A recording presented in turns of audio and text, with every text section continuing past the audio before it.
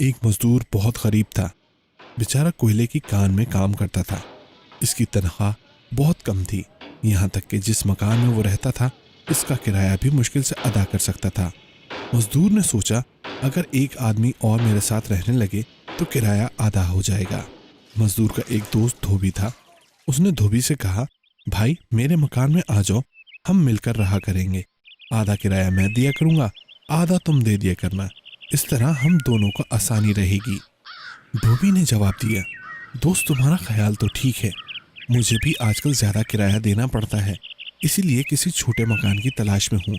मैं तुम्हारे मकान में खुशी से आ जाता, मगर सच पूछो तो मेरा तुम्हारा गुजारा मुश्किल है। मजदूर ने पूछा, क्यों भाई, गुजारा क्यों मुश्किल है? हम तुम दोनों दोस्त हैं, आपस में मिलकर अच्छी तरह रह सकते हैं।